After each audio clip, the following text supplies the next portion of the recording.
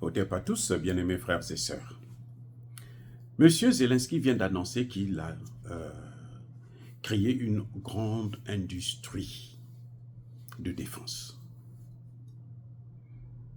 Ah oui, que cette année 2024, il a multiplié en fait par 25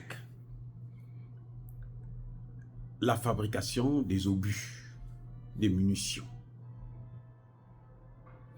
Bon, les amis, dites-moi, à qui est destiné un tel mensonge?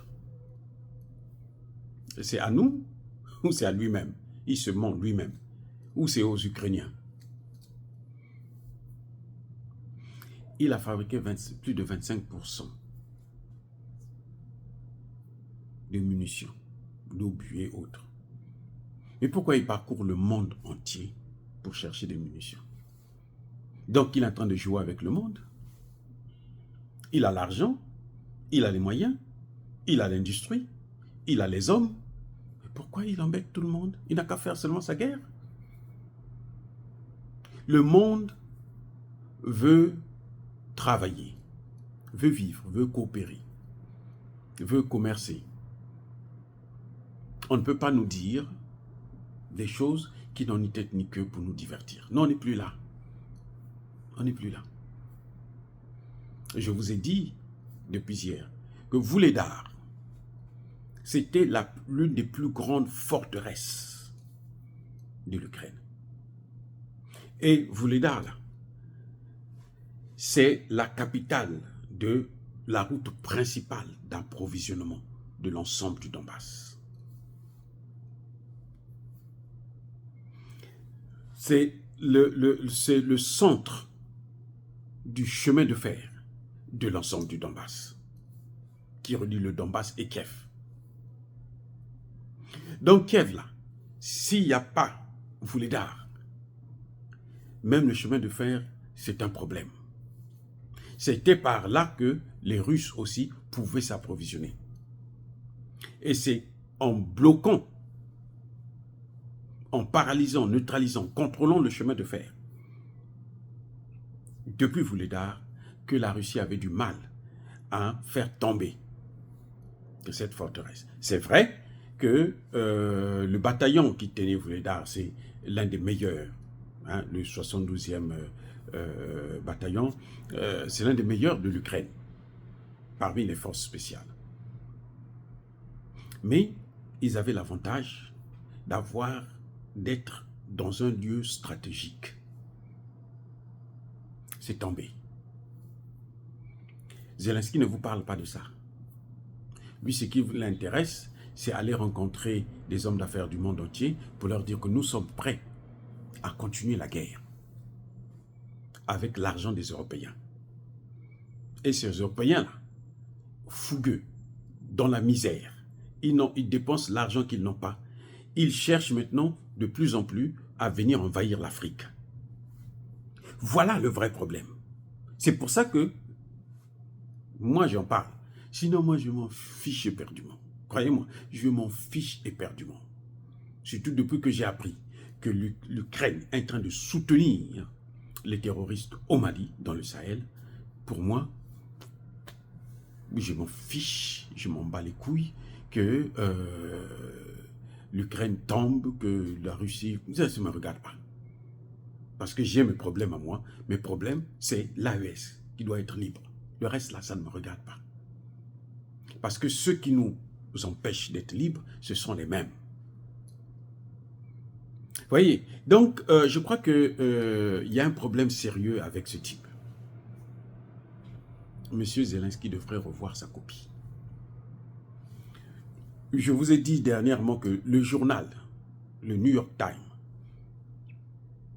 a dit qu'il est impossible pour l'Ukraine de gagner cette guerre. Surtout que le Pentagone, le ministère de la Défense américaine, a dit à Joe Biden que c'est fini là, l'Ukraine là, on ne peut rien faire. Et eux, ils interdisent à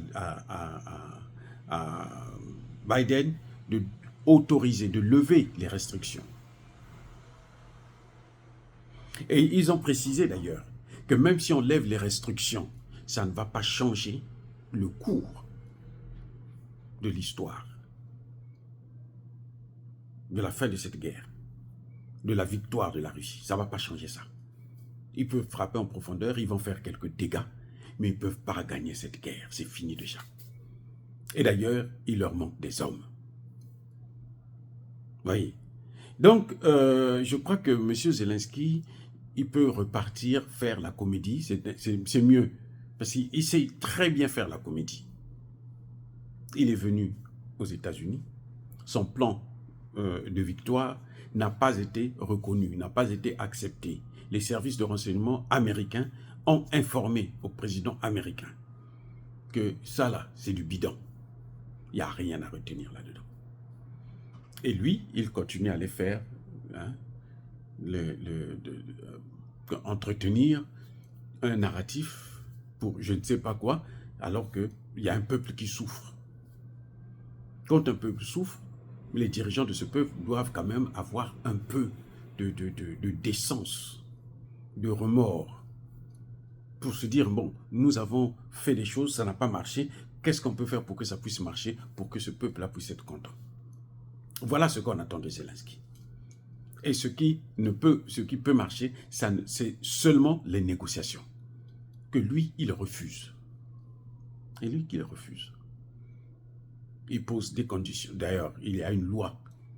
Il a fait voter une loi au Parlement ukrainien qui ne peut pas avoir négociation avec la Russie. Notamment si Poutine est là. Et tant que ce n'est pas levé, il est impossible de négocier la paix. Ou tout ce qu'on va négocier, ça va être comme Minsk 1 et 2. C'est-à-dire, bon, pour donner du temps à l'Ukraine de se réarmer. Et la Russie, croyez-moi, elle ne va plus attendre. Elle n'aura plus la patience pour attendre encore qu'on puisse jouer avec elle comme ça. Parce que les Russes veulent évoluer. C'est devenu la 4e puissance économique du monde. Ils ont donc d'autres obligations maintenant à tenir. Ils ont un autre comportement à avoir. Voilà le problème. Et c'est ça que M. Zelensky devrait comprendre. Au lieu d'aller faire la publicité, nous avons une industrie d'armement. Quand vous voyez comme ça, c'est que, quand il dit nous avons une industrie d'armement, les Occidentaux lui ont donné des armes pour tirer en profondeur. Maintenant, ce qu'il veut, c'est faire croire qu'il a une usine d'armement et faire dire aux gens que non, ça, ce sont des armes que nous-mêmes nous avons créées. Mais les Russes savent. Parce que de toutes les façons, ils n'ont pas une technologie pour envoyer des obus, des missiles en profondeur en Russie. Ce n'est pas possible, ils n'ont pas ça. Pour les avoir, là, il faut avoir des satellites. Même Israël ne peut pas attaquer l'Iran sans l'accord des États-Unis. Ce n'est pas l'Ukraine qui va le faire, les amis. Donc si les Anglais ils se sont arrangés, on va dire, bon, écoute, fais déjà passer le message que nous avons une industrie d'armement, que nous sommes en train de fabriquer des missiles, nous sommes en train de fabriquer ceci, et puis maintenant, ces missiles-là, vous envoyez ça en profondeur, on enlève tout ce qui concerne les États-Unis, ils se trompent. Les Russes ont la technologie pour savoir ça. C'est pas parce que les Américains font croire que les Russes ne sont pas forts en armement et autres, mais les Russes ont les hypersoniques, les Américains n'ont pas ça. Ils n'ont pas les hypersoniques là. Ils ont seulement les balistiques. Les missiles où l'Iran, mais s'ils avaient ça, ils n'auraient même pas besoin d'aller à l'étranger. Ils resteraient depuis ici, les États-Unis, on envoie ça partout dans le monde. Mais pourquoi ils viennent? Il faut qu'ils aient une base sur vous. C'est parce qu'ils ne peuvent pas envoyer ça à longue distance, comme fait l'Iran ou les Houthis qui envoient jusqu'en Israël 2000 km ou 1000 et quelques kilomètres. Ah oui. Donc, je crois que M. Zelensky devrait commencer maintenant à réviser un peu sa copie et comprendre que l'échec qu'il a rencontré ici à New York, aux États-Unis lors de son dernier voyage, il faut maintenant qu'il prenne conscience que les Ukrainiens ont besoin d'un peu plus de respect et de dignité. Soyez bénis, abondamment bénis par le Dieu des Kémites et par nos ancêtres évangélisés. Mais que tous ceux qui persécutent le continent africain, le pillent et le déstabilisent, qu'ils soient noirs, blancs, chinois, arabes, juifs, indiens ou qui qu'ils soient punis, maudits, foudroyés, neutralisés, écrasés, effacés par le Dieu des Kémites et par nos ancêtres évangélisés. Vive l'Afrique éternelle, j'ai dit et j'assume.